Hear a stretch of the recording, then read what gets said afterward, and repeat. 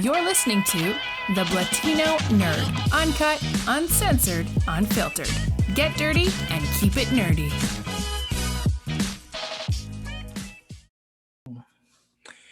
Hello, everybody, and welcome to another episode of the Blatino Nerd. Thank you for joining me. Today is a special one. It is as I call it, the Blatino Nerd and Slay Guevara's 2020 Survivor Series preview. And who's Slay Guevara, you may ask? Well, she's my special guest today, Hello. joining me from across the pond in Scotland. How are we doing today? I'm good. This is great. I'm happy to be here. Thank you for joining me. This should be a good one. So today is all about, as I said, Survivor Series. It is upon us. It is this Sunday or Saturday, depending on where you are. I'm not It'll really. be Monday by the time that I get to do it because I am not staying up until 2 a.m. to watch whatever that is. No way. There's at 2 a.m. for you guys. It starts at I think the pre-show starts at about midnight and it'll be finished by 3, 4. WrestleMania is an investment over here. That's you're going to bed at 6 a.m. It's a lot. I feel that because when WWE had that whole that Beast in the East thing. Oh yeah. I was so excited for it, and then it was it starts at 4 a.m. in the U.S., and I was like, I'm not that excited. That's the one and only advantage to the Saudi Arabia shows that shall not be named, is the time difference is less bad here. So it's kind of you're not up totally in the middle of the night. So that's the one and only thing. So we can watch Goldberg murdering the Undertaker in real time. It was great. No. I think we got it at 2 in the afternoon over here, and I was like, God, what? It's Saturday, man. I had things to do. I know, right? And then we got treated to Goldberg and Undertaker flopping around for 20 minutes. Oh God, it's sir, go home, Goldberg. It's when you're concussed coming down the ramp. It's just that's not going to be a good time. Who let that happen? It's sir. No, it's a solid point. And William Regal, I think, summed up Goldberg's wrestling career the best. He goes, if someone tells you to go out there and wrestle Goldberg for 10 minutes, he goes, I don't care who you are. He goes, you have to do the 10 minutes. And I felt Christ. And I don't know why, when Goldberg first came back, I was like, okay, cool. The nostalgia's there. And everybody, my social media was blowing up, and it was Goldberg's back. Oh my God, Goldberg's back. And I'm like, am I the only one who remembers that he can't actually wrestle? Yeah, I remember. So basically, for people that aren't kind of in the know, I'm gonna say known in enormous inverted commas because I don't know how, but basically I do a series over on TikTok called What Your Favorite Wrestler Says About You, which I started and it was cool, but I had a ridiculous amount of comments of people of why haven't you included Goldberg? And I'm like, whose favorite wrestler is Goldberg? I had a few that I understood. I think I missed out Steve Austin in the first one, which was stupid on my part, but Goldberg, come on. I mean, I've received shit for my favorite wrestler, and one of your TikToks in particular, which by the way, if you guys are listening and watching, follow her on TikTok at Slay Guevara. You won't be disappointed. Unless you're a fan of any of the wrestlers that she regularly shits on. Right, if you're a Tamina fan, it's a great time because that woman is my wife, or at least she should be. But other than that, however, if you're a Hulk Hogan fan, steer clear. Oh, right. I have a story here. So I don't actually make much of a regular thing about shitting on Hulk Hogan, but I've done it once or twice. I think it was a really passé comment that I made in something. It was I think it was, if your favorite wrestler is Hulk Hogan, why? And that was the entire statement. That was it. And I woke up one morning to a duet from a man who was realistically in, shall we say, his mid-50s, responding to this comment that I'd made. And the manner in which he'd chosen to do this was he had bear in mind, 50-something years old probably, his Hulk Hogan action figure. He was holding it up to the screen over his face and basically cut a Hogan promo on me via this. I was like terrible impression and all. And he said like I like Hogan because like I'm much older than your British ass and I was like, okay, I'm just gonna leave that one alone. Like, forget about everything else. I'm not getting into the Scottish versus British argument with you specifically, but just it's not. This is not the time. Like, I'm just like, let me eat my Cheerios in peace. Like, come on, I don't need this. Like, that was a fun one. Like, I annoy men to a fantastic extent on TikTok. It's great. It's fantastic. And oh, by the way, if you're a Hulk Hogan fan, if you're from my generation or generation before us and you're a Hulk Hogan fan, this would probably be the time to turn this podcast off because I'm probably gonna bury him for the next 10 or 15 minutes. Fantastic. I know, it's like we've got you. I'm gonna throw that out there. Yep. I know, because it's like we're not people that you want to be trying to sell Hogan to. Like, we've got lesbian drag queen in this corner, we've got you in the other. It's just like he hates both of us, so what's the point in trying? Like, pretty much. But I remember, you did like one of your TikToks was like what your favorite wrestler says about you, and then you got to Triple H, and I was like, oh.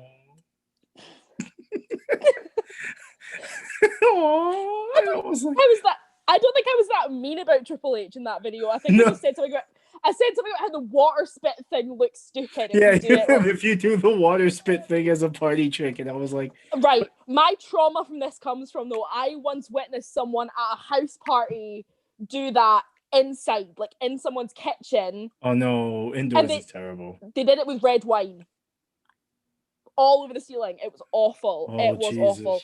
Thankfully, it was not my flat, but whoever it belonged to, definitely never seen their deposit ever again. That was something. Yeah, no, I think I've crapped on Triple H a few times. I think I said that I wouldn't piss on him if he was on fire at one point. That might be, which is... you know what? I get it. Like, as a Triple H fan, because I'm a big Triple H fan, I was like, you know what? You're not the first person that I know that definitely shares that opinion of Triple H. So. See, that's the thing is, I like the idea of him. You saying you're a big Triple H fan. I'm a big China fan, so you can see how those things maybe don't match. She is the love of my. I adore that woman. Honest to God, like, would kill for her, would die for her. Everything. I love her. Like, will not hear a bad word said about her. Like. She's great. I remember being a kid and China being probably the only woman wrestler on the planet that like guys wanted to be. Oh yeah, totally. Like, even before I was a wrestling fan, like, I knew who she was, and I was just like, this is what I want to be when I grow up. Holy shit. Like, it was just everything. And I think, to be honest, like, if I went to the gym, I'd be almost there. Like, right. I don't know. I mean, apart from the lack of wrestling ability and, you know, that bit, like, I don't know. I've done like I've done a China drag look before. That was fun. Like, right. Which was cool. Like, I enjoyed that. So that's the other weird facet of my whole thing, is on top of being a wrestling talky person that annoys middle-aged virgins, I'm also happen to be a drag performer, which is an interesting one. So I do a series on my Instagram of looks based on wrestlers. I've done Taker, I've done Asuka, I think I did Rey Mysterio, I've done China, I've done quite a few of them. They're pretty cool. Like, it's fun. The Rey Mysterio one was awesome. Rey Mysterio holds such a special place in my heart. I love. Okay, right. I want to know who he pissed off to deserve the year that he's had, though. Like, seriously. Oh my god. Like, whose cornflakes did that man piss in to make this happen? Like, it was, you know what? It's surreal. It was probably Paul Heyman. I feel like I can see that happening. Because like AJ's whole 2020 WWE career, I feel like has something to do with like his intense dislike of Paul Heyman. Oh yeah. See, that's the thing, is I kind of don't get this is where I think I'm going to get myself into a lot of trouble. I don't really get AJ Styles particularly, but I think I know that he's brilliant, but he's just too much of like, he's too much of a dad, I think, for me, and I don't know why. Like, also the fact that the flat earther thing, like that was one of the first pieces of information that I found out about him, and it was like, I can never take this man seriously again. Great. Like, see, my love for AJ Styles is that, you know, I was a TNA fan back when like being a TNA fan meant something. Oh God. And Oh. and it's not a knock on Impact Wrestling because it does have its moments. Oh And yeah. I don't want to badmouth because my buddy Falaba is over in Impact Wrestling killing it. So but, yeah, no, there's so many people in Impact that I really, really like. Taya Valkyrie, I would marry that woman in an instant. I love her. She's brilliant. now, like I really like the stuff that they do with like intergender wrestling as well. I wish that was more of a thing. But again, it can be a bit hit or miss, but I do like it. Like anyway, you were saying AJ Styles. But I was a fan of his back when like TNA, like I said, when being a TNA fan meant something, because for those of you listening, and you may not share this opinion with me, but I don't care, and I'll die on this hill. But there was a solid 1.5 year period where TNA was shitting all over WWE programming. And WWE won by virtue of being the larger company and being available everywhere. And TNA was just like, well, we're on Spike, and we used to be like a country redneck channel once. So, you know, I watched guys like him, Samoa Joe. Who else was in NXT briefly? James Storm, Bobby Roode, all of those guys. Yeah, so that's awesome. For me, it was like, and then, you know, AJ went to Japan, and I'm a big New Japan guy. Oh yeah. So I followed all of his Bullet Club stuff, and then he finally got to WWE, and we were like I was excited, but at the same token, I'm like, this man's been wrestling for 20 years. Why are you now just seeing like how good he actually is? Oh yeah, he is like to his credit, he is fantastic. He's a brilliant wrestler. There's just something about him that I find really funny. So I'm like, it's like, I understand why people like you, but you kind of just seem like somebody's like redneck dad that's like stumbled in here. Like I did this like back on this, like talking about my TikTok stuff again. I did this like video that's like male wrestlers only can fit into 4 distinct subcategories. Your friend's weird dad, like gym rats, sex pests, and like lives in a cave driven mad by eating rocks. Like that's all male wrestlers fit into one of those categories. Like period. I mean, as someone who prides himself on having Cedric Alexander's hair with none of his athletic ability, I can, you know, I concur. Yep. God. Oh. But you know, every now and again, in the right light, if I turn to the side, you know, someone could go, "Hey, is that Cedric Alexander?" And I'm like, "No, I'm Cedric Alexander. If he ate Cedric Alexander, yep, I can totally see that. Honestly, I'm getting that vibe now. Honestly, like that's like I'm a solid 105 pounds heavier, but sure. Yeah, I mean, I am essentially like if you sellotaped Seth Rollins' hair on a Piper Niven. So like that's God, I love Piper Niven. She's brilliant, isn't she? Like I love Piper Niven the so one much. thing that gets me though is how much cooler her indie name is, because she was Viper in the indies, but obviously Randy Orton owns snakes, so she's not allowed to be Viper. But it's like that sounds so much cooler. Randy Orton has trademark snakes. We can't have anymore. They're copyrighted and owned by Randy Orton. Yep. Is that a can't say it. It's a squiggly lizard. Squiggly lizard. Squiggly lizard. Danger Noodle. Danger Noodle. That should be right. Okay, I'm petitioning them to change Piper Niven's name to Danger Noodle. Like that's perfect. The Danger Noodle, Randy Orton. I'm with it. Nope. The Danger Noodle, Randy Orton. I like that so much. I absolutely point blank refuse to take Randy Orton seriously, and I don't know why. Like, he's one of these people. Like, he's another one of these folk that he's fantastic, but also Drew McIntyre is my dad. He's not actually my dad, but I call him my dad because I love him. And Fair. like this whole thing with their whole thing, I'm just like, I don't like you, and I probably will never like you again. I don't care how good you are. But so because of that, I kind of just like I have affectionate nicknames for wrestlers in my house, myself and my girlfriend. So I quite frequently refer to Randy Orton as either Shiny Bastard Man or Randall Keith, which is lovely. Like Randall Keith. Right, because that is obviously like his actual name. I don't know if you're familiar with like Cultaholic on YouTube or not, but they did a full like song parody of like, oh, what is the song called? It's like I can't remember I cannot believe that I'm about to do this, but like there's the actual song is literally just Randall Keith, Randall Keith, Randall Keith, na na na na na na na na na, and I drive my girlfriend fully demented because every time that Randy Orton enters, I will sing that at full volume over his entrance music because I think it fits him much better. Like, well, that's me and Roman Reigns' theme song. Just because, so every time it comes on over the actual song, I'll just go Roman. just the whole that's time. beautiful. That is Roman, beautiful. Roman. And I can't. He needs a new theme song. Like, God, please come on, because it's yeah.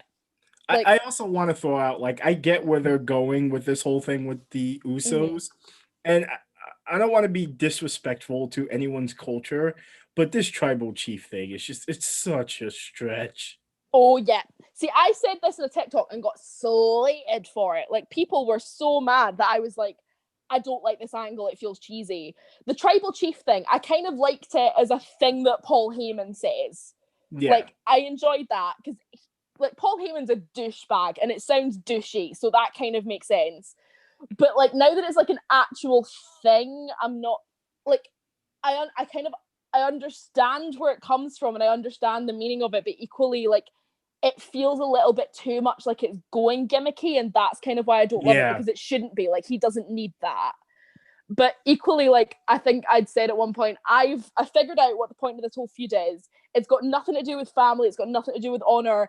It's a really, really intense argument about the Christmas dinner seating plan that just got a little bit out of hand. That's all it is. Like, and then Roman's been sitting at the kids' table for years now, and he's fed up of it. He just like that's it. That's the point. I figured it out, and I am not accepting any alternative theories here. Like, and then they're all gonna go to Christmas dinner and just find The Rock already sitting in Roman's. and we're gonna get a WrestleMania match out of that. Like, absolutely. I don't want that, but I've accepted it at the very least that we're getting Rock versus the Reigns for Mania. Like, I would be disappointed only because with all the friendly dad banter going on back and forth between them on Twitter, I really think The Rock versus Daniel Bryan needs to happen now. Oh yeah, I would love that, honestly. Just because Daniel Bryan is pissed off at The Rock that his kid won't stop watching Moana. And I think that's the most wholesome thing in the world. That's absolutely lovely. I love that.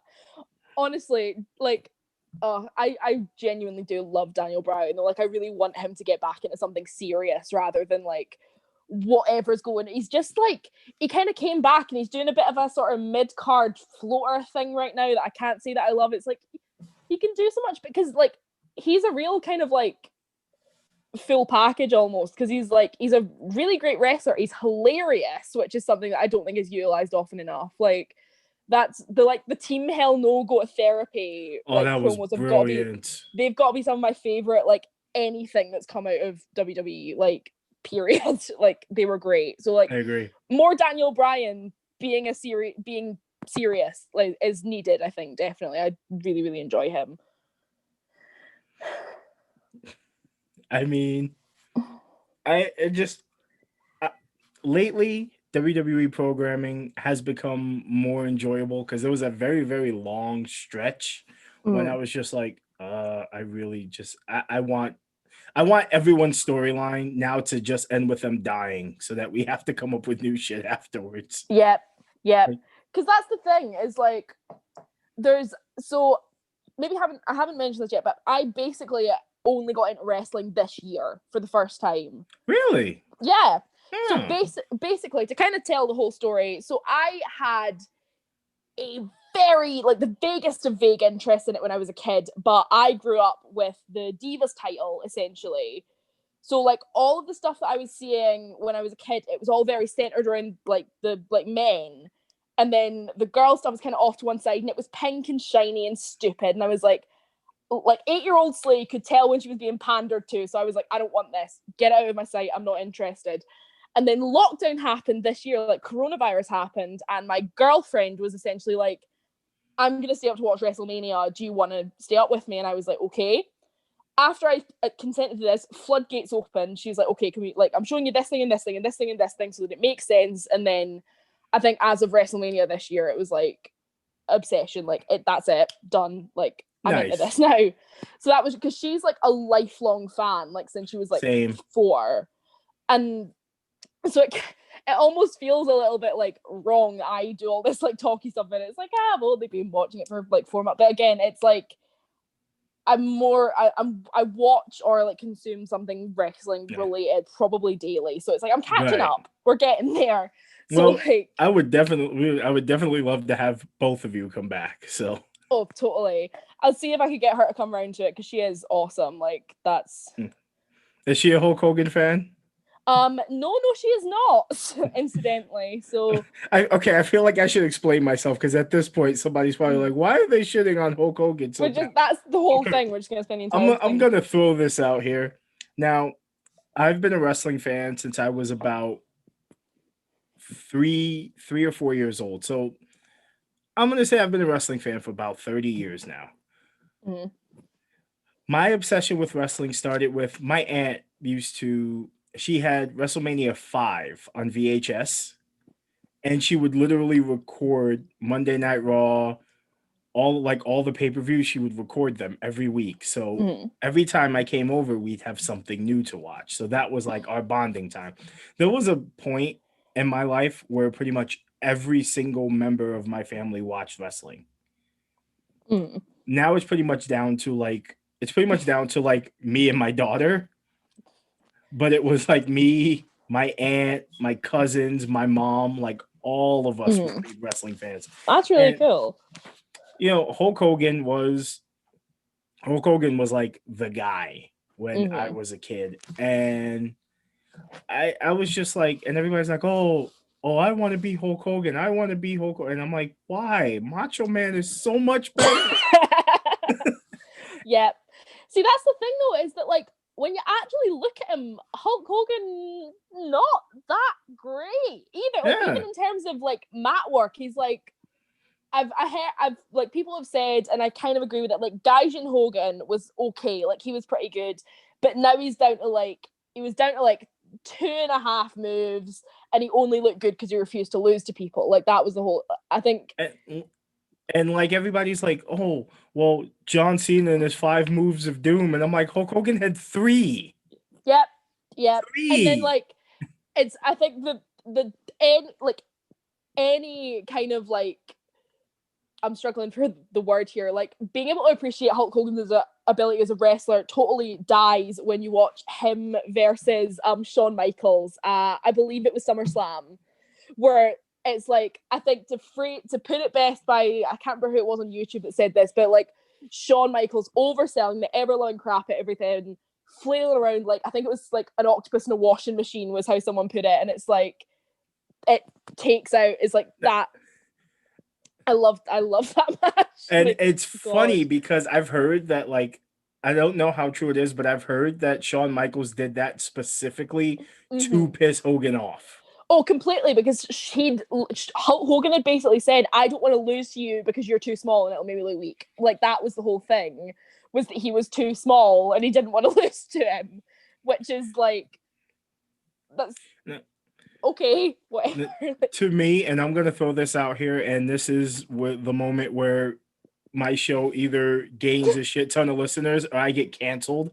But I'm gonna look in the camera and say this: the only time Hulk Hogan has ever been interesting is the very night, and just that night, that the NWO formed.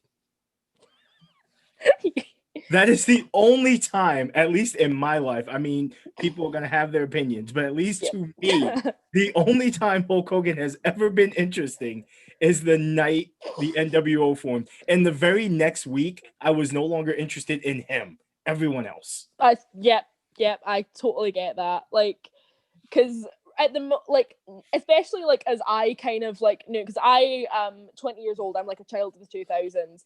Right. Like, even like during my childhood, he was just kind of like a balding pile of jerky. Like, he's just I love a folding pile like, of jerky. The thing is, that man, on top of being like garbage, has aged like milk, and it's genuinely hysterical. Like, oh brother, oh no, it's I will give him credit though. As cheesy as it is, I do enjoy watching No Holds Barred. That is one of my favorite movies ever, as bad as it is. And I only think it's funny because of the one scene where he beats up all those people in the garage and the one guy shits himself. It's just like, that's the thing, is I think that I'm so comfortable taking the piss out of him because he's just so ridiculous that he just does not seem like he could conceivably be a real person. Like, that's what it is. Hulk Hogan is a thought experiment at absolute best. Like, and it's the argument because, you know, I'm in the generation of John Cena haters. There are a lot of people my age who just won't admit that John Cena is good. Mm-hmm. And I'm like, granted, is he the best wrestler in the world? No, not by any stretch of the imagination. In actual wrestling ability, he's probably not even top 10. But at least 50 of the best WWE matches in the last 10 years, he's in at least 25 of them. Yeah, like, I don't, like, again, like, he's kind of he's been more of a meme, again, as I've known him for the majority of my life, than like, but even then, that kind of stands up to, like, something, I guess, I don't know. But anyway, I realised that you said this was going to be about SummerSlam, and I think that we are as of yet to talk about SummerSlam in any capacity, so that's like... We'll get to Survivor Series, I'm sure. But why is it SummerSlam? What am I talking about? I mean, to be honest, I barely remember SummerSlam this year, so that says I've got no idea. Why I'm genuinely confused. I think I had a stroke mid-sentence there or something. Jesus, that was bizarre. Okay. And to all those John Cena fans, I always say, and they always go, oh, the attitude adjustment is just, it's a shitty finisher. It's like your hero Hulk Hogan had a leg drop, which only looked so good because he was 323 pounds. Yep. Also, the knowledge... Sorry. I'm 315 pounds. If I leg drop somebody, I'm going to knock them the fuck out too. Like, let's be... Yep. She's like, oh. Anyways, I'm sorry, you were saying? I totally lost it. I'm still slightly reeling over my complete lack of grasp of the English language. I'm really not doing myself favors here. It's quite all right. So Survivor Series, the other double S pay-per-view that exists. Yes. I'm a very easily confused person. The last of WWE's Big Four for the year. Yep. So what? It looks like a pretty solid card this year. Mm-hmm. Okay, yeah. I see. There's bits of it that I'm excited about. There's bits of it that I'm just like, don't know. I don't have right.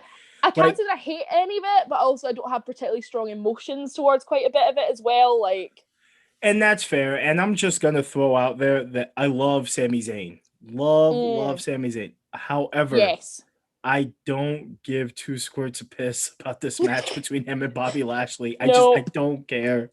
I see. That's the thing, is like, I desperately want to like Bobby Lashley, but like, he makes it, like, I love the whole like thing with the Hurt Business. I'm enjoying that. Right. But like, Bobby Lashley is a brick with a face. Like, I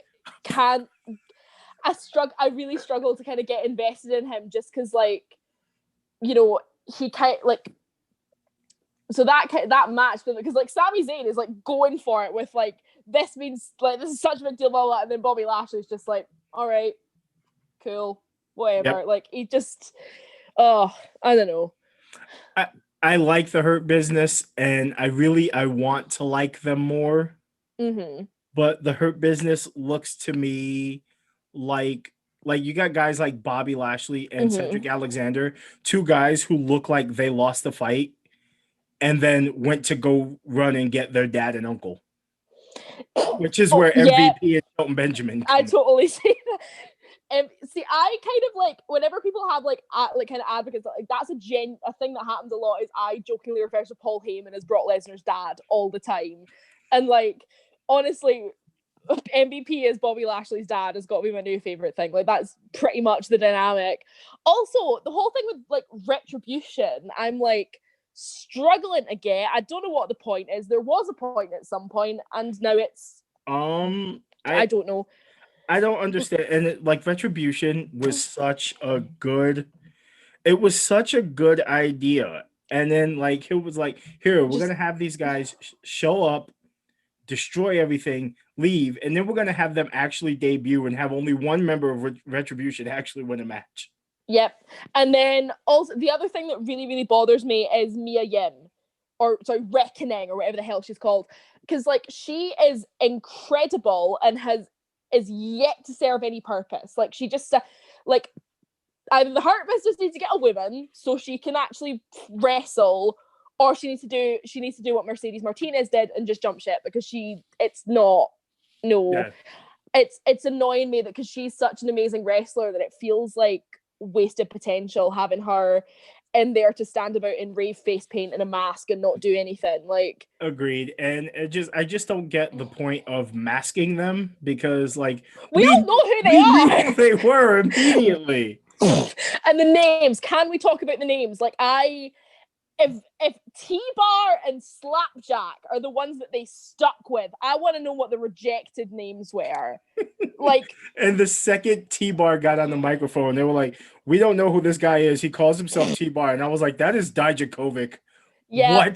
What is the matter with all of you? Right. Here's the thing, though. I read somewhere, again, I can't speak for how true this is, but apparently the reason that all of Retribution had their names changed is because they debuted at a similar time to Dominic Mysterio, and Vince didn't want to have two Dominics on the same roster. Then you could have just not changed his name. I mean, the guy's name is Donovan Dijak. That was a pretty good name on its own. Yeah. But the thing is, though, they say that, and then they draft Drew Gulak to Raw, so now you've got Drew Gulak and Drew McIntyre. Yeah. So, like, what was the point? Like, it's moon logic. Everything that it's just bonkers. I don't get it. And then in that theory, you have Shane McMahon and Shane Thorne. Yeah, like there's so many people. It's like, that does not hold water at all. I think like you just wanted to embarrass someone by calling them Slapjack. Like that's I don't know. Like it's bonkers. Like I don't get it. And also like they feel like such a side project at this point as well, because it was like there was a lot of kind of like tension, like, oh, what are they going to do now? And then now they're contracted employees and actually have fights rather than destroying things. And it just seems... Yeah. And then, here, I guess. Like... Oh, and here's an added bonus. We're going to make Ali the leader just because. Yeah. I mean, and also like mask. the tying up... Yeah. And like the tying up the SmackDown hacker thing is like a loose, like, crap, we forgot about that. This is a thing now. Okay, done. Like I don't know. It was just. But what about Shorty G? Okay, I have to say though, I'm so glad that he's getting to be Chad Gable again, because Shorty G was like, it's like that man is a genuine Olympian, and like he's great, and his whole gimmick is just being short when he's not even that short. Like. It makes no sense. Like he's just shorter than King Corbin. That's pretty much it. Like that. Like Corbin's pretty tall, so that's not hard. Like I would also like to point out, I really, really, really don't like Baron Corbin. I've tried and I've tried. Like, I will actively hold in a piss so I can go and do it during a Baron Corbin match. Like, I cannot be bothered with him. Like, he's one of these people that he's just like, I don't know what the point of him is. He's just there, like, he's like, ugh, like, because that's the thing, is he's genuinely very good as well, but because his character is so obnoxious and just so like, you can't enjoy. Like, I have that problem with a few people where it's like, I want to like you, but you make it difficult. Like, oh, who fits in that category for me? She's somebody that like I really just want to like, but I can't bring myself to. It's one of the NXT guys. What's his name? Crap. Because I wasn't a fan of him when he was in Impact Wrestling either. Cameron Grimes. Oh yeah. I want so badly to like him, but I don't get it. Yeah, I kind of get you there. Like, he was the guy that was in the Halloween Havoc, did the match with Dexter Lumis, wasn't he? I love Dexter Lumis. Me too. I cannot believe that they've not been sued yet, because he is just like blatant copyright infringement. But like, absolutely, it's so funny. Like, we were sitting watching Halloween Havoc, and I was like, is this okay? Are they allowed to do this? Like, just in the way that he dresses, like the mannerisms and stuff. It's like, could you not be bothered coming up with your own character? Like, was that too hard? Did that take too much brain power? Like, oh, I don't know. Yeah, Cameron Grimes, I definitely get that. And like, there's one of the like women that I feel like that about, and I'm trying to think. Oh God, Carmella. She's done her whole gimmick change thing, and I want to be interested in it, but I just like. I agree. I've said before, Carmella, Dana Brooke, Mandy Rose might as well all be the same person. I cannot tell the difference between them, and I do not care. Like, that's amazing. Like, I think basically they all seem too much like they'd have bullied me in high school, so I'm kind of like, fair. I don't care. And also because like at Money in the Bank, like 2 of the 3 of them just got made to look so impossibly stupid that it's like, you know, you're here, you're trying your best, okay? Like, fair enough. Right. Like, and I feel the same way about Chelsea Green. She keeps catching breaks, but not the way that she wants to. Oh no, that was such a shame. My God. It's like, poor girl. Quite possibly the unluckiest human being on planet Earth. Like, that's just such, oh no, it's just like, but also that was the thing. See, as I've said, like, that match last week was like, I'm really like not annoyed at that, but I felt so bad for her because that match with the 4-way felt like it could have been really good, but because she got taken out and because clearly all of her spots had been with Tamina, so because she wasn't there, Tamina wasn't there, it was just Liv and Natalya WrestleMania pre-show part 2. Right. And it was like, no one cared. Like, Liv Morgan is just like, I don't get her. Like, I can't. She's pretty, I guess, but like, she's another one that doesn't really do anything for me. And like, it just, that, oh God, it was just such a shame because like, it could have been great. And then obviously Chelsea has to be like the most unfortunate person to have that happen twice in 2 different TV debuts as well. It's just like, honey, I'm sorry. Like, oh. I do. I feel horrible for her in all honesty. It's a tough way to go. But yeah, back to the Survivor Series card. Oh, yeah. What else do we have? The, you know, naturally the 2 traditional Survivor Series matches, Team Raw versus Team SmackDown. And they're pretty stacked lineups for each side. Yeah. You have on Team Raw, you have, of course, AJ Styles. Captain, was it Captain Mom Hair? Captain, yep. Mom Hair. Oh Lord. You have Keith Lee. I love Keith Lee. I absolutely adore him. Like, I just want him to read me a bedtime story, honestly. He's just got such a lovely presence and it makes me very happy. Like the charisma is just, it's so totally unmatched. He is brilliant. Like, well, Braun Strowman. I mean, He's there. you got to get He's him in big. there somewhere. Yep.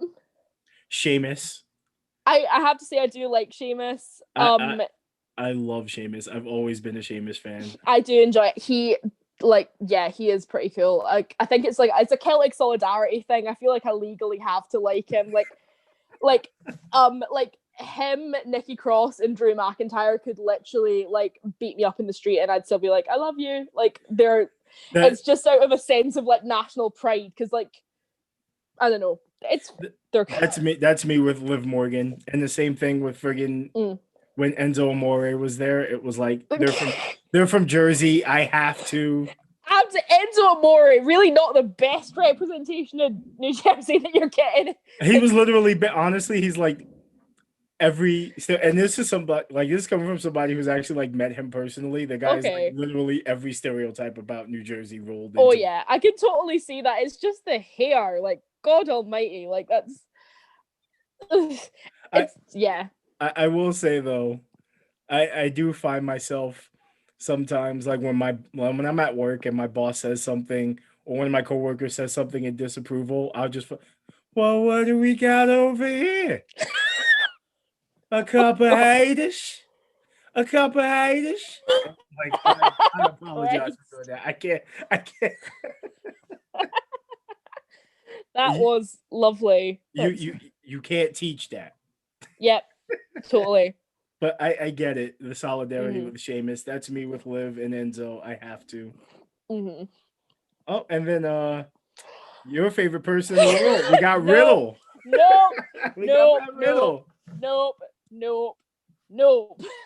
I cannot stand him. I hate him. Get him away from me. I'm genuinely livid that I'm gonna have to look at him during this match. I cannot stand him. Like, would you like to fill everyone at home? Okay. You guys got to hear this. This is great. So basically, right, I have some long-standing issues with Matt Riddle.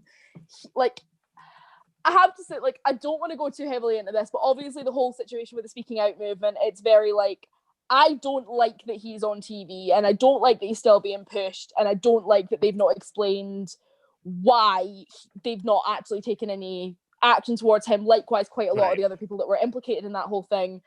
However, I've never liked him. What came before that is the fact that bare feet make me want to vomit, and I hate the fact that I have to look at his feet every time he's like. And that god awful promo that he did, where he's explaining why he doesn't wear shoes, where he's like, yeah, when I was a kid, I got frostbite. It's stupid. It's just like, put some shoes on, talk like a normal person, shut up, your face upsets me. Just, I cannot stand him. Like, I wouldn't say that I actively hate any wrestler besides maybe Matt Riddle. Like, that's... I recorded a video for TikTok a while ago that was like, I was drunk at the time, which maybe explains what's happened. It got taken down within about 30 seconds because in my being drunk, I managed to, in the space of a 60-second video, say the word fuck no less than about 40 times. So I kind of understand why that happened. But like, that was something I was like, the whole thing was just a shoot on Matt Riddle, basically. I think at the end of it, I was like, by the way, I don't mean anything personal towards any of these wrestlers. I'm sure they're all lovely. I just don't like their characters. Apart from Matt Riddle, you can get fucked. Like, that's... Well, welcome to TikTok, where you can post videos about shooting someone for disagreeing with your religion, but you can't say fuck 44 times. You'll say fuck Matt Riddle, because, oh no, Baron Hammer. Yep. That was it. And my views have been garbage ever since, so I think I'm in TikTok jail for swearing too much, which is great, but... I think I've only ever had one TikTok ever deleted. It was a TikTok. I don't know if you've ever seen it, but it was like some little girl like going on a rant about like not getting respect from her parents. Now, mind you, she's like 9. Okay. So I replied to it, and I was like, if you don't take your tiny ass the fuck downstairs, who are you talking to like this? I think I might know what you're talking about. Like, fucking child. Like, how irresponsible are you? Yeah, like, I'm sorry, but if I spoke to my parents like that, I would have gone through the nearest wall within like seconds. That's like, I don't think I dropped an F-bomb in front of my mom for the first time until I was like 26. Yeah, I think I think I probably swore in front of my mom for the first time when I was like 17, and I never tried it again for the next like Yeah, 2 years. exactly. And no, my mum, because obviously I'm in the UK where the drinking age is like 18. I went out for my 19th birthday to a club, and my mum messaged me the next day, really scandalized that I'd been out and got drunk. And it's like, I'm a grown up now. I'm allowed to do that. Like, leave me alone. Like, 18 was, legal drinking age. Yep. It would have been dangerous for me to live in the UK at 18. Oh, totally. Like that's just like part of growing up here, is you get drunk in a field when you're like 13, and it's I mean, I didn't do that because that requires having friends, which is not something that I really ever partook in, but you know, some people did it. I guess. Gang gang. Yep. Not me. And yeah. So over on Team SmackDown, we have another superstar currently getting the shaft for whatever reason, Kevin Owens. That's not fair. I love Kevin Owens. He is Same.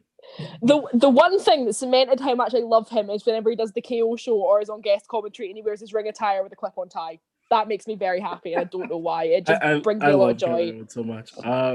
We have Jey Uso. Feeling pretty good about that, honestly. Quite like him. He's been on an absolute tear the past few months. So. He's definitely going somewhere good, I think. I'm looking forward to that. I've always loved the Usos, so much so that a buddy of mine, like the two of us learned how to do Deceive a Towel. Oh my god, that's brilliant. When we worked together, like early in the morning, because my old boss was also a wrestling fan. Mm-hmm. So every morning, like we would have like team meetings, and he would have to get everybody hyped. So he would look at us, and he goes, "Guys, you want to do it?" And we're like, "Yeah, man, let's go, let's do this." That's brilliant. I love that. Yeah, no, I've always had a real soft spot for the Usos because, again, like I keep talking about, and I wish that I could tell you why this happened. My favorite wrestler is Tamina. So obviously, because they like debuted together, I've always had a big soft spot for them, and like I enjoy them. I'm enjoying where this is going. Like, I mean, again, I was shaky about it for a while. Like I said at one point, like it got really intense and kind of difficult to watch around about Hell in a Cell. I think that match was not fun to watch like at all. It was just like upsetting, I thought. But kind of now that we've got it's kind of not really changed direction, but it's started to make a bit more sense. I'm quite enjoying it. So I'm enjoying Jey. Right. It's gonna be good. I'm looking forward to that. Absolutely. Mm-hmm. Who else is? Oh, we got Seth Rollins. It's my hair twin. So well, not anymore. That's upsetting. My hair twin. I honestly, I do. I'm again, Seth. I'm like I appreciate him, but that his character's got to go. Like Monday Night Messiah in the bin. Nah, bored. Don't like it. It's just. CM Punk did the whole Jesus thing much better. Yeah, and he did it. Yeah, he did it better. So kind of it's like trying to get lightning in a bottle twice. I think like it's not gonna. And also I'm curious to know what exactly the greater good of Monday Night Raw is and why it requires human sacrifices. I was a bit confused by that one. Like, yeah, and then he got drafted to SmackDown before we could even figure it out. It was that was the whole thing. It was like, I remember saying, I think the greater good of Monday Night Raw is he's going to go around, he's going to remove everyone's eyes, so everyone gets fired, and then there's no roster, and Monday Night Raw ends. That is the greater good of Monday Night Raw. That's what he's working towards. Like, that's the plan. I don't know. It's probably better than anything WWE would have come up with. So it's better than Raw Underground. So there we go. That's also on that team, the teacher from Danny Phantom. Oh, I mean King Corbin. Oh gosh, nope. Yeah, that's it. And they still don't have a fifth member, do they? I don't think they do. No, and then their women's team is just the Riot Squad and Bianca Belair. So like.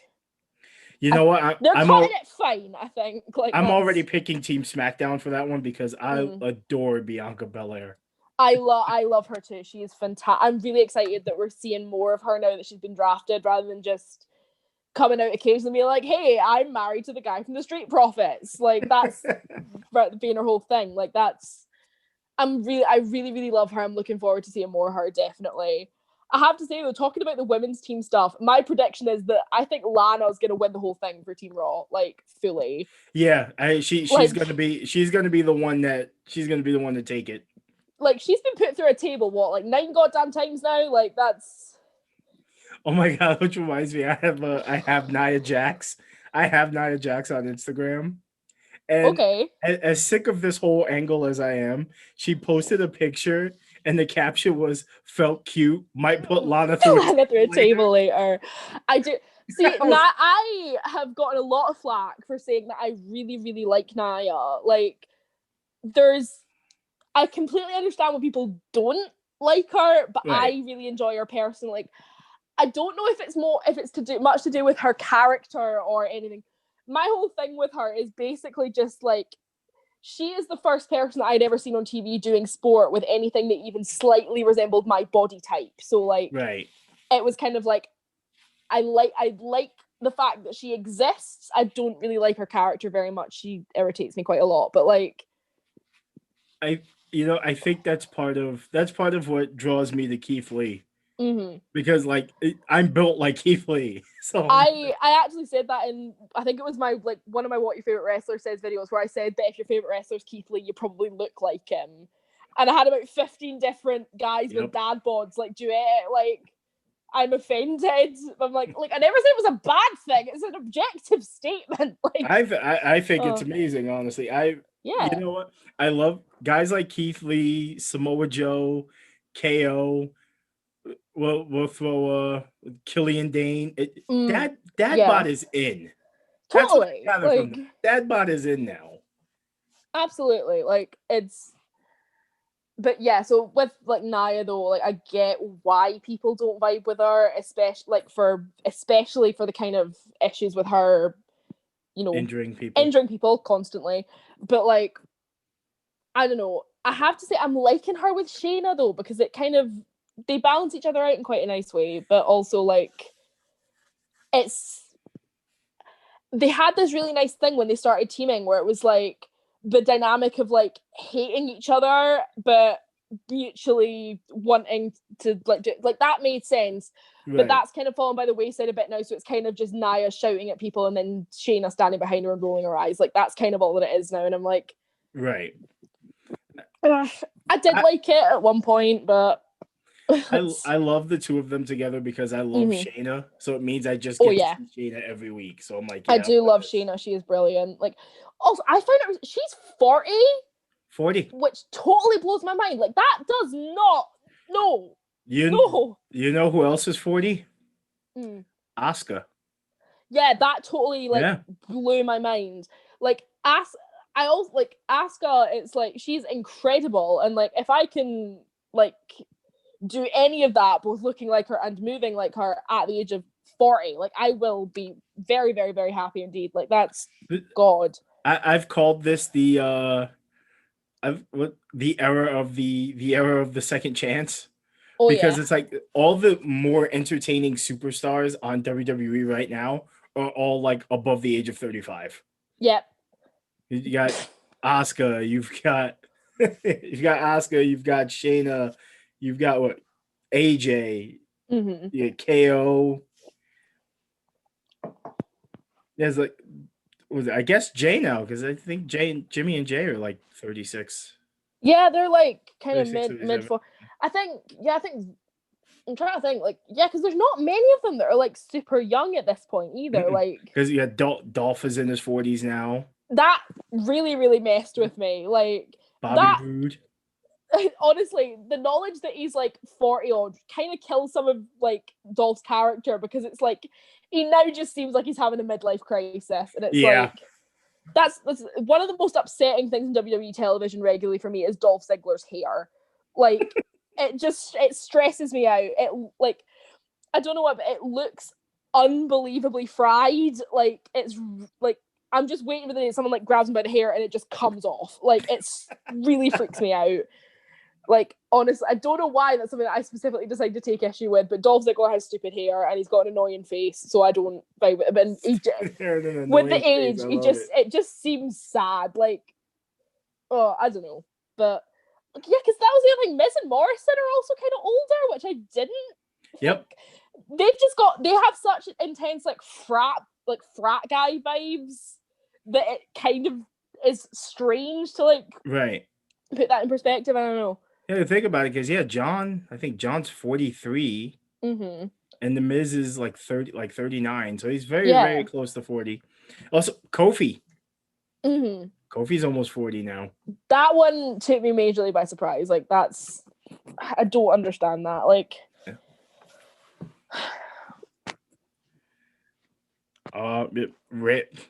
Randall Keith. Randall Keith. Yep. He's just. Oh God! This. Can I please just express how desperately I want Drew to win this match next week? Because or on Friday, it'll be this week actually. The tonight actually. Hold on a minute. Oh yeah, it is tonight. Yeah, because it's the title match tonight. Again, Yeah. I've got no idea what day of the week it is, but now, I don't. It's Randy. I don't care, hun. And also, I think that the dynamic between Drew and Roman would be so much more interesting, especially considering the Rumble and stuff, everything that Drew kind of brought up on SmackDown last week. It's it makes so much more sense than Randy and Roman, who are both kind of just I'm big and I'm scary and I'm gonna kick your ass, and that's the whole thing. Pretty much, yep. I think it could definitely be a much more interesting match. So I really hope that that's what they're building to, rather than Honestly, what I think they're building to is the eventual Randy Orton Edge rematch. You make a good point, actually. I think honestly, the only thing stopping Drew from walking away with the title again is that it seems like WWE pretty much wants to build up that inevitable Randy Orton Edge rematch. Yeah. But the thing is, though, that kind of feud thing, that can kind of exist out with the title scene, though, I think. Right. It almost adds more weight to it, I think, if it's just personal rather than it being for the title, because, it's intense, and, that's, I don't think that having the title involved there necessarily brings anything to it that wouldn't be there otherwise. So I think that, I don't know, if that's the direction they're going, that's the direction they're going, but it doesn't feel necessary, really. Right. Yeah, I feel that. Yeah. This match I'm excited for, and I don't want to say it's for a selfish reason, but it's just something that anyone my age, will observe. But I'm really excited for the New Day Street Profits match. One, because I think it's going to be very good, and two, it contributes to this kind of a what I call a turnaround for Black professional wrestlers. Completely. Because when I was a kid, there were always Black wrestlers, but there was always some kind of ridiculous gimmick attached. Yeah, because you had Kamala and stuff that were it was always the tribal or something like that, and it's then we had Papa Shango, who was supposed to be their idea of a shaman, who then later became the Godfather. So I was literally just about to say the Godfather. He went from being a shaman to a pimp, and it's yeah, and then even stuff I think it's because also now that we've got Sasha as well, I think this is the most Black champions that WWE have had at once ever, which is amazing, but equally kind of in 2020 really that's. And part of me, it does my heart happy, but I really hope this also isn't WWE just trying to cave in to the times. Oh, totally. 2 years down the road, another Black wrestler will never hold the title again, and I'm yeah, that's not where. Because I was just thinking actually, pretty much all of the current champions besides Randy are people of color, actually, which is quite cool. Yep, Street Profits, New Day, Bobby, Sasha, Sami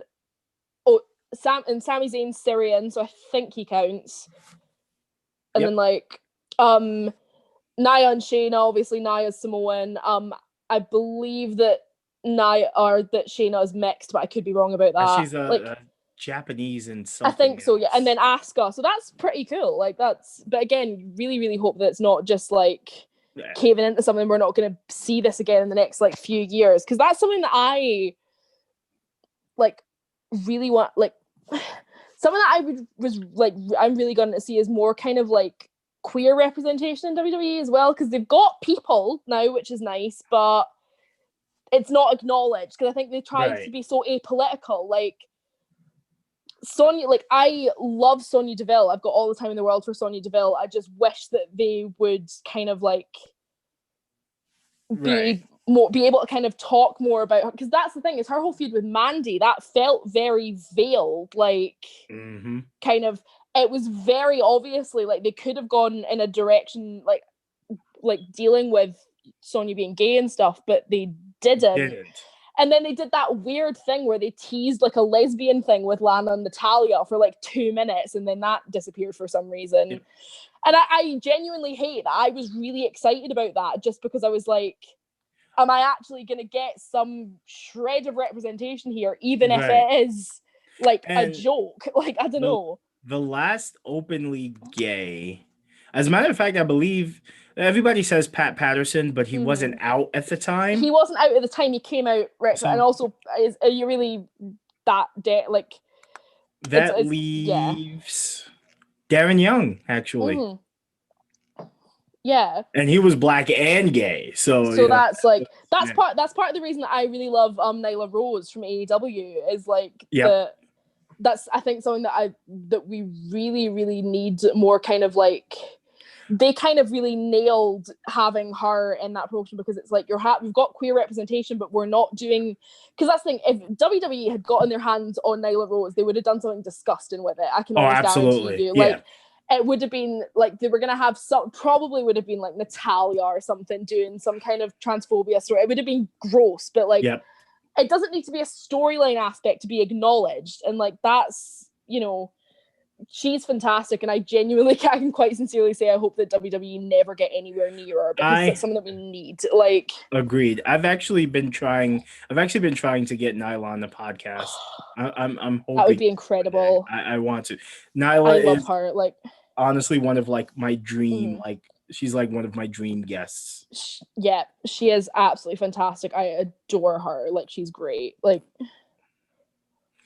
And yeah, it's just it's been a fun time for me. Like seeing Kofi win the WWE Championship. Oh my, yeah. To me, it was like I was sitting on the couch and I'm like, I can't say this has finally happened, because whether people want to admit it or not, The Rock is black, so it does make him the first black man. But you're still talking The Rock's first title run versus Kofi's, which is still nearly a 20-year gap. So it's like, it's a huge like kind of like time to go without, and especially like you said, like with the kind of like gimmicks that a lot of people of color, specifically like black people, have been saddled with in the last kind of and you still see kind of it, like I kind of can't help but pick up on a lot of like the kind of Oriental heel gimmick stuff that was a big thing with like that still comes out in people like Asuka and like shit and Shinsuke periodically, and it's like, can we come up with something better? Like, surely it's one of these like, I don't know if this is racist, but it doesn't feel right, like that kind of vibe. And that kind of also could obviously this is me speaking as a white person, so I can't fully like, I don't know how important my opinion is here, but that I get a similar vibe from the tribal chief thing. Like it feels like it feels too much like sort of, it's the kind of tribal, like, I'm trying to think of an example and it's totally going out of my head, like that like wild Samoan gimmick that is really like outdated and kind of crap. It's like we need to come up with something better. It's basically like pretty much the thread there, I think. Like, yeah. And but that one, I think, honestly, I think the New Day and Street Profits, I think that match has the potential to steal the show. Oh, honestly. Completely. They're all incredibly talented. And I think the thing is because they're also like charismatic as well. Like, they're both really, really entertaining to watch. And it's like, I think that could definitely be brilliant. And like they're like the potential for like chemistry between the two of them is just great. Like, so no matter what the kind of outcome of the match is or what actually happens, it's gonna be good. And that's something I can sincerely say that I am really excited for. Absolutely. And Sasha versus Asuka as well. without That's gonna be a Bailey good one. nonsense. I'm so because their match. When was it that Sasha was Raw champion for 5 minutes? That was was it Payback that happened, or was it Backlash? I can't remember. I think it was Not Payback. Backlash. Backlash. SummerSlam. No, Backlash was too early. It was either SummerSlam. I can't remember. Whenever that happened, like Right. that was a fantastic match right up until it went into nonsense territory with Bailey. Like, Mhm. and I'm really, really looking forward to just like a good, like unadulterated match between the two of them, because they're both fantastic, and like they both like they play off each other so well in that kind of capacity. It's gonna be really good, and I'm looking forward to it. Like, And I love Asuka for the same reason that I love Sasha, is that I've told people that I feel like they could wrestle a broom. yeah, totally.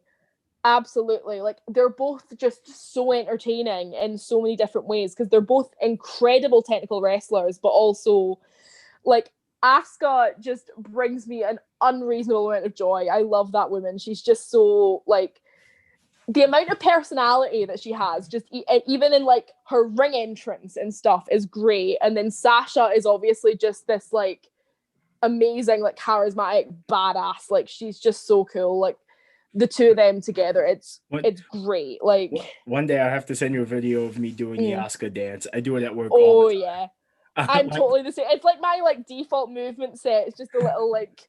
I'll come out of like the back room. Like, I'll come out of the back room of like my job, and my coworker will be like, Jordan, Asuka, and I'm like, yep, I do that all the time. I totally do that all the time. It's infectious, but it's brilliant. Like, oh. Her YouTube channel. Her YouTube channel. Oh God, that makes me so happy. Like, her, I never thought that I would get. I never thought that I would have an emotional response to someone getting a Roomba for the first time.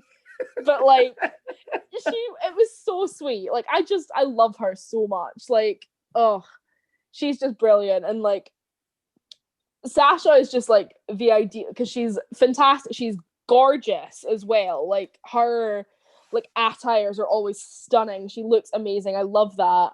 She's got a really, really cute dog, and she's a great wrestler. So that's all you need. Like, that's absolutely fab. Like, oh, that's one thing that I constantly get very, very excited about, is wrestlers' dogs. Like, I don't know what it is, but like for me, it's Alexa's pig.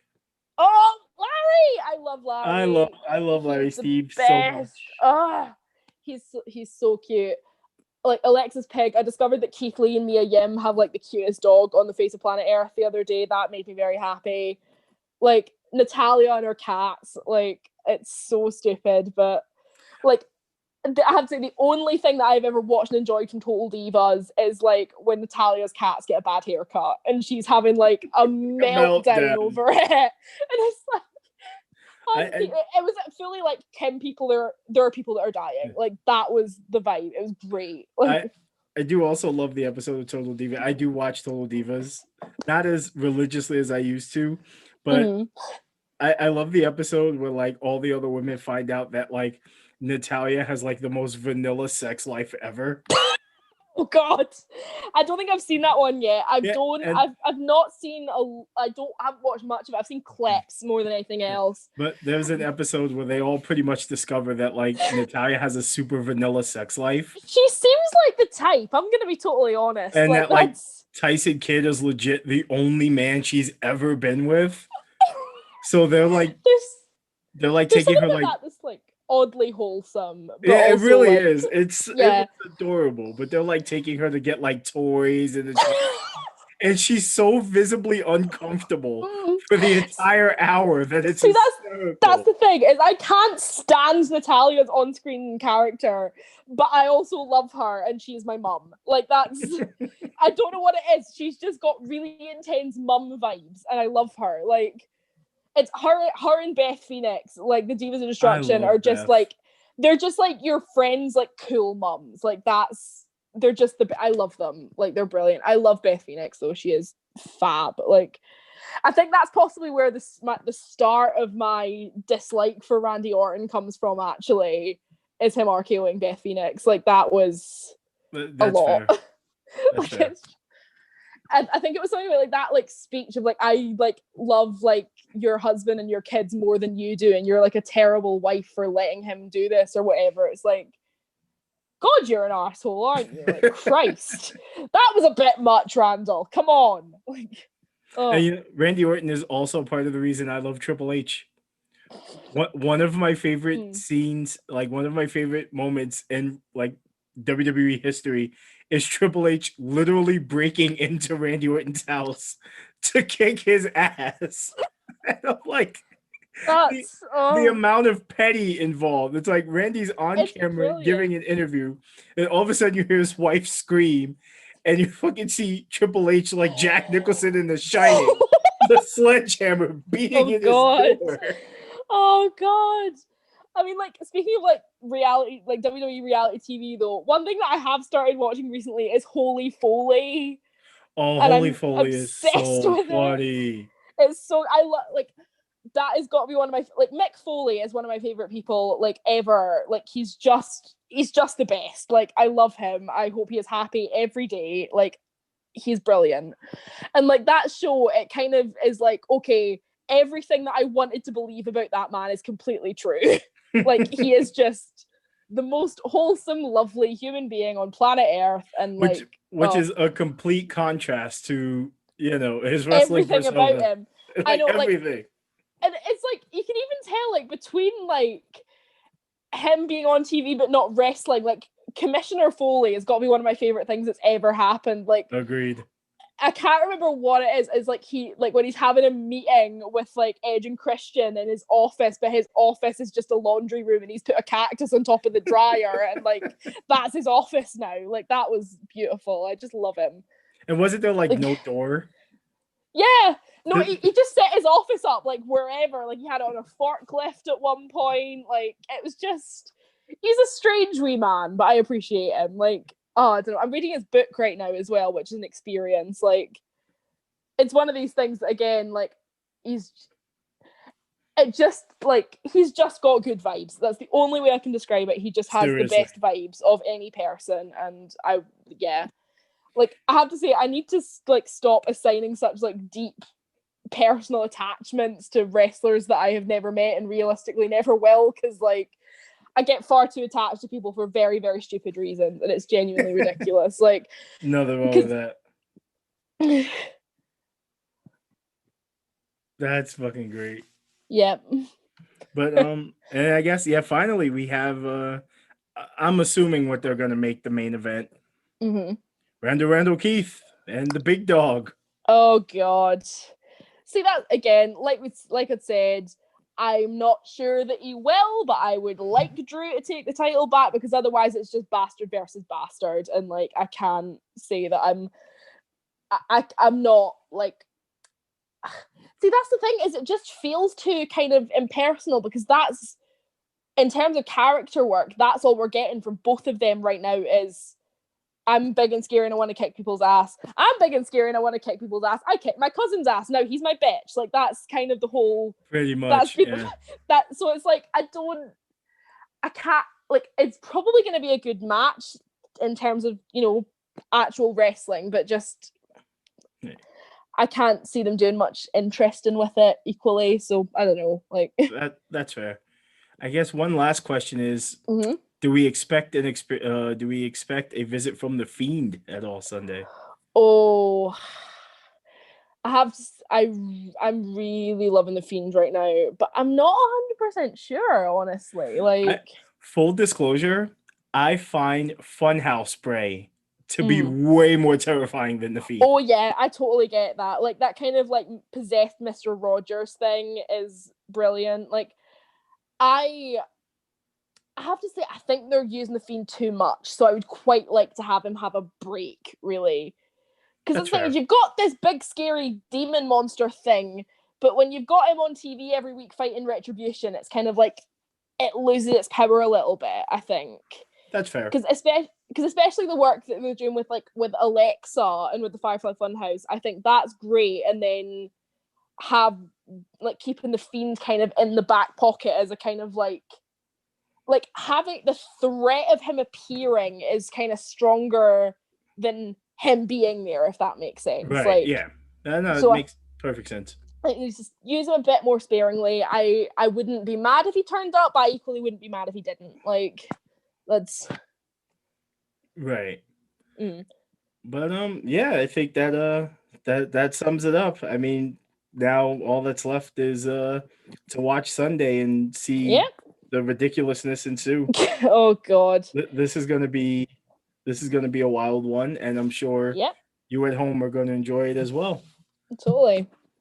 Well, like I said, I think that'll wrap it up for us. Thank you so much for joining me, and Wait, thank you for having me. It's been great. I will love to have you back literally anytime you're ready. I would be very, very much interested. This has been fantastic. I very much enjoyed myself. So we're gonna shit on all your favorite wrestlers next time. excellent. So That's just gonna all be of the them. whole, like that's just gonna be the thing. We're just gonna shoot on everyone's favorite wrestlers, and that's the podcast. Like, that's it.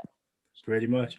Let's just, if we're not cancelled by the end of it, we've failed. Like, that's this that's is gonna be the episode to get me canceled. And I'm okay with that. In advance. I'll just come back with a mask. Yep, it's fine. I've changed my name. I'm a different person now. That's how it works. I'm the Latino blurred. Yeah. I mean, I don't even know. I'm trying to like invert the word, like this, like letters on my names. It's just not working, is it? Gay Slavara. Gay Slavara, perfect. Gay Slavara, I love it. I'm into it. It worked for Juan Cena. Brilliant. But that's it. I thank you again, Slave, for joining me. I thank you guys at home for joining me for another episode of the Blatino Nerd. I will catch you on the next one, and as always, keep it nerdy.